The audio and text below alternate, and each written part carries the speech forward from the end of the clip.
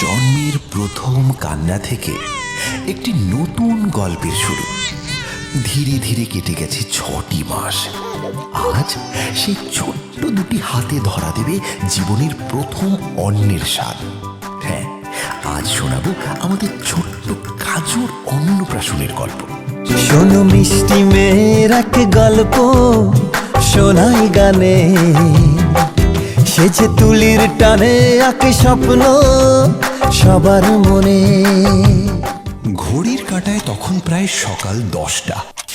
সুস্বাদু খাবারের গন্ধে চারিদিক তখন মু মু করছে, আর অন্যদিকে কাজু চলেছে স্নান করতে।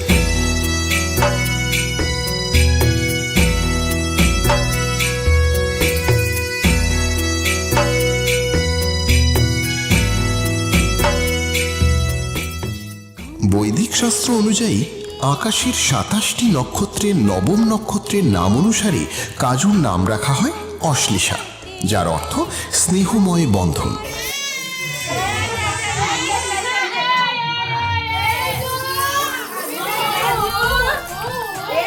স্নান সেরে বাঙালির সামনে এভাবে খাবার সাজিয়ে রেখে আবির মামা শুধু ছবি তুলে গেলে মেজাজ কার না খারাপ হয় বলুন তো?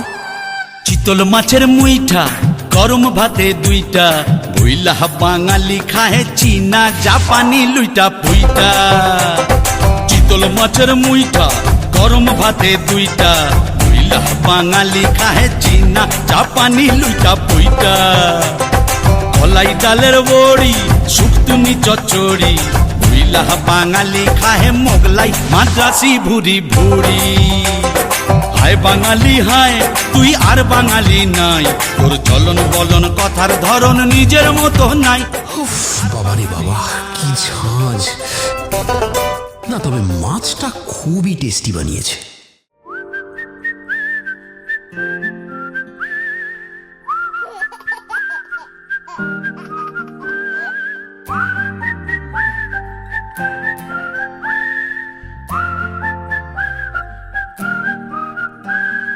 चंदा चमके चम चम चीखे चौकन्ना चोर, चीटी चाटी चीनी चटोरी चीनी घोर।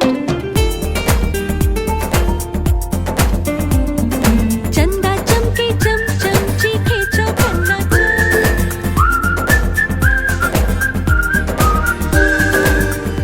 অশ্লেষার প্রতিটি হাসি হয়ে উঠুক আনন্দের প্রতীক, প্রতিটি স্বপ্ন পূর্ণ হোক, আর জীবনের প্রতিটি পথ ভরে উঠুক ভগবানের আশীর্বাদে। যে দেখে মন হারায়